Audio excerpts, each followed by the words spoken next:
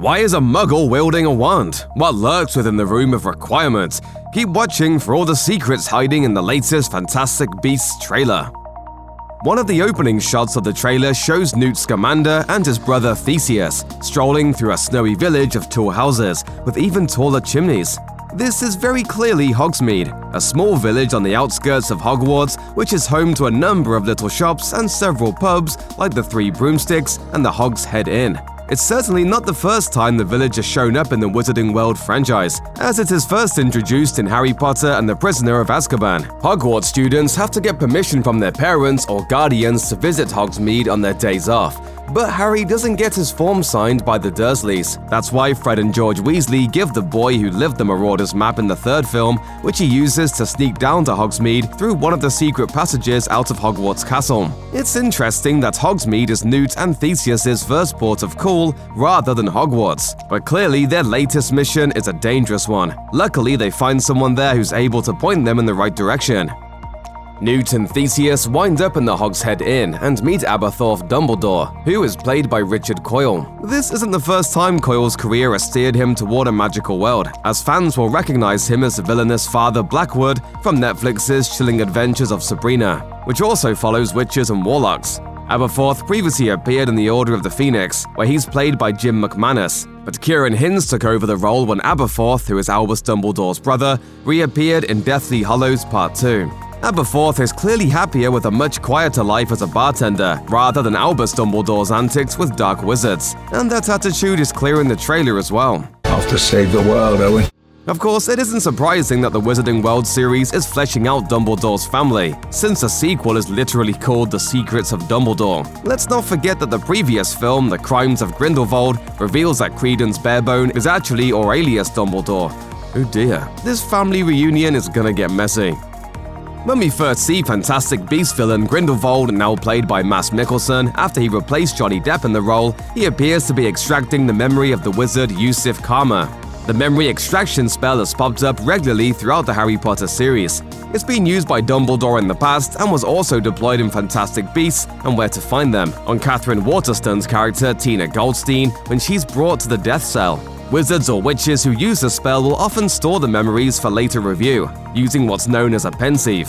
Why Grindelwald needs Karma's memories is unclear, but we know from the Crimes of Grindelwald that Karma is from an ancient pure-blood wizarding family, so who knows what secrets he might have. One magical creature above all that has played a significant part in the corner of the wizarding world we muggles have been lucky enough to see is the elusive Phoenix. Seen halfway through the teaser, the bird on fire swoops over the head of Credence Barebone with its wingtips slightly lit.